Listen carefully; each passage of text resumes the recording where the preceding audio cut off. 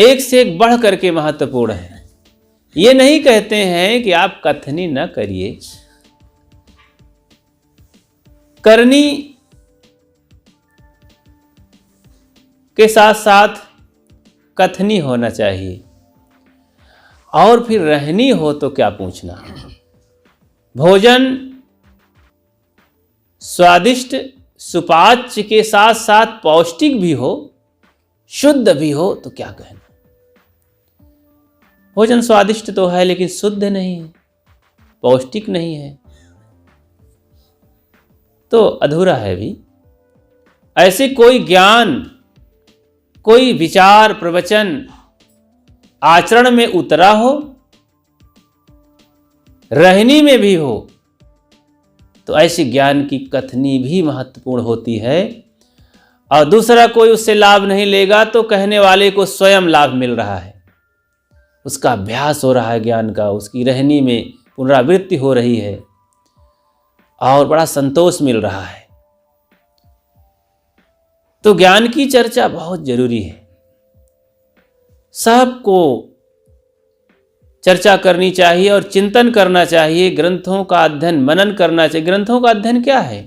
यही तो है ज्ञान की बातों को दोहराना, उसमें अपने आप में बोलना होता है, मने मन बोल लेते हैं, पढ़ते हैं, दूसरों के सामने नहीं पढ़ना होता।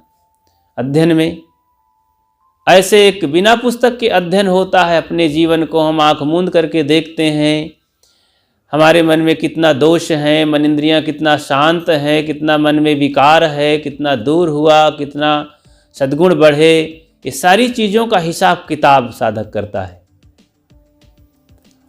फिर पता चलता है कि वास्तव में मैं सफल हो रहा हूँ, पहले की अपेक्षा अब मेरा जीवन काफ़ी ठीक ठाक चल रहा है। ऐसा देख करके जीवन के इस उन्नति को बड़ा सुखानुभूत होती है, सफलता महसूस होती है, ये जीवन जीना सफल हो रहा है।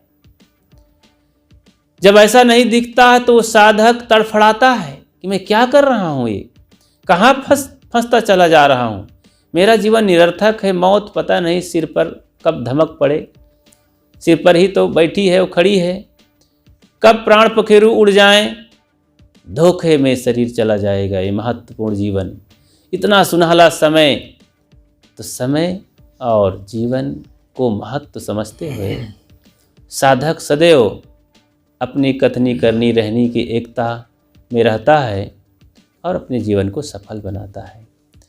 तो आज ज़्यादा नहीं बोलना है, क्योंकि सबको आराम करना है और आगे भी कुछ व्यवस्था देखनी है।